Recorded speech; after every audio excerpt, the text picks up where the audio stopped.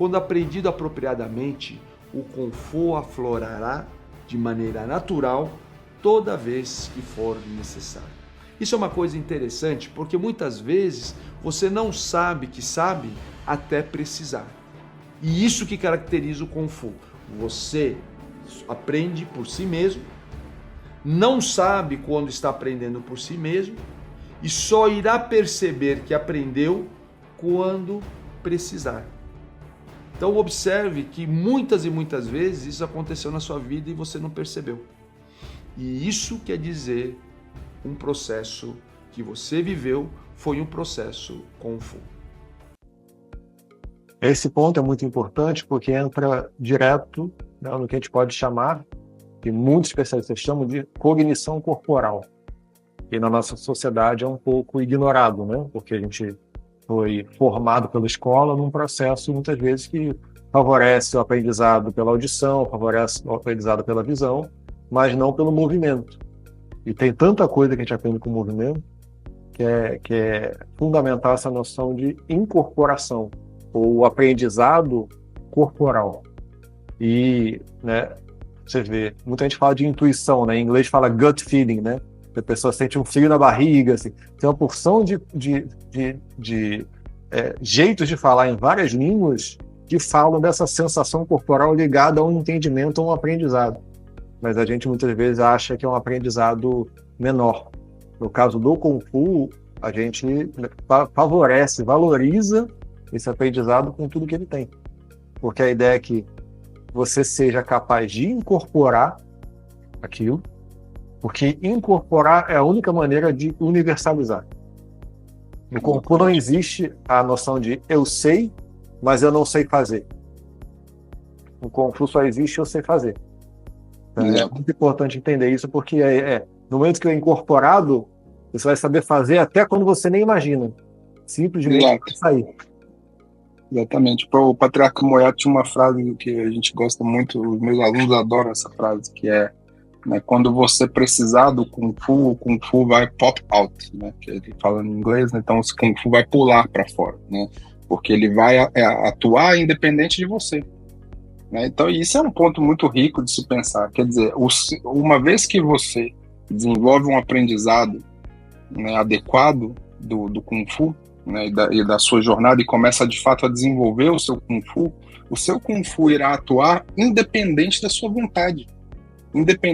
vontade consciente.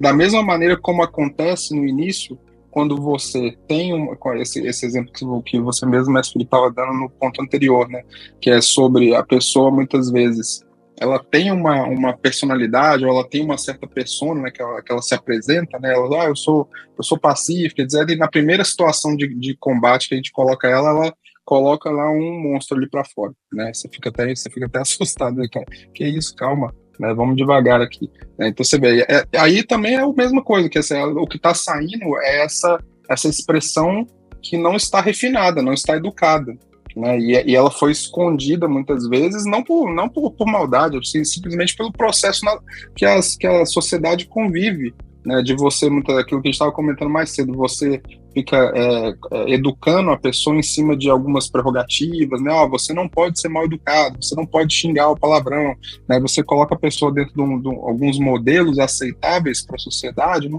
e ela vai escondendo a natureza dela, vai se escondendo, e aí quando você coloca ela dentro de uma situação de combate, dentro de uma situação de marcialidade, né, obviamente simbólica, né, mas colocar ela dentro de uma situação de marcialidade, aquilo explode, né. Mas uma vez que você é educado dentro desse processo do Kung Fu e passa por esse processo que você comentou da incorporação, né, ou seja, você a gente volta lá no início do vídeo, né, você se esforça para não forçar, você deixa o Kung Fu, né, fazer parte do seu desenvolvimento, você se educa por ele, você começa a manifestar a sua própria vocação, a sua própria natureza. E aí isso é refinado através de um sistema de Kung Fu e vai te conduzindo, ou seja, você está em todo esse caminho, você foi incorporando algumas habilidades que você foi desenvolvendo na sua jornada para então universalizar ou manifestar o seu Kung Fu, né? E aí quando ele se manifesta de forma espontânea, ele não é pensado, né? Você não pensa para fazer, né? Por isso que quando é muito comum, né, mesmo para quando você pega casos de eventos, por exemplo, muito críticos em que uma pessoa precisou tomar uma atitude muito drástica, é muito comum, inclusive, a pessoa nem lembrar como ela fez aquilo. Né? Você fala assim, nossa, você viu o que você fez? Você levantou um carro ali para tirar a pessoa de baixo. Não, foi, ela nem percebe. Né? Você tem relatos, por exemplo, de soldados, por exemplo, né, que eu gosto muito desse ambiente, convivo com alguns, e o pessoal comenta que, por exemplo, em situação de alto perigo, e às vezes no tiroteio, etc., se a pessoa ele nem percebe o barulho, o corpo dele age e faz o que tem que ser feito conforme aquilo que ele foi treinado, etc., que ele gerou uma segunda natureza, né, e ele nem sabe exatamente como ele está fazendo aquilo, porque o corpo toma a atitude, o Kung Fu pop out, né, ele pula para fora. Né? Então é aquela ideia da ação apropriada e espontânea, porque ela nasce de uma segunda natureza, né? Uma natureza que foi sendo educada, internalizada, né? E nesse último nível de desenvolvimento do Kung Fu, universalizado. Por isso que é muito legal essa fala que você fez, né, Felipe, de que não faz tanto sentido uma pessoa ter muita habilidade técnica e não ter desenvolvimento humano, né? Porque essa habilidade técnica fica limitada ao universo técnico. Quer dizer, você é muito bom de dar socos e chutes, é excelente, né? Super habilidade motora, etc. Isso é aquela coisa impressionante, né? Mas se você não se desenvolve humanamente junto com essa habilidade, isso é o que você consegue fazer. Esse é o cantinho do mundo que te foi reservado, né? Agora, se você consegue, com essa habilidade, conseguir entender que a sua capacidade de socar alguém, ela está extremamente associada à sua capacidade de perceber melhor o outro, opa, aí você começa a trazer o seu desenvolvimento humano junto. E aí, nesse sentido, o seu Kung Fu ele se apresenta com muito mais completude. Né? Por isso, o sentido amplo de Kung Fu que a gente comenta sempre é tão importante. Né? Porque vai te formar num outro contexto, mais completo. Né? Porque eu mesmo comecei, quando eu comecei a praticar lá com meus 16 anos de idade, né, o meu interesse era também dar soco e chute, ser muito bom nisso. Né? E eu fiquei muito feliz e fui muito bem sucedido nisso. Mas hoje, com filho, eu tenho filho adulto já, tenho filho pequeno ainda, né? Tenho toda uma outra progressão de vida, eu tô com 41 anos, e aí? Eu ainda quero ficar sendo bom em dar chute e soco? Eu preciso evoluir essa vontade também. Né? E entender que existem duas pessoas diferentes, né? O moleque de 16 anos, né, e a pessoa de 41 anos. Né? Existe um caminho diferente, inclusive na minha capacidade motora, que foi se transformando ao longo do tempo. Exatamente.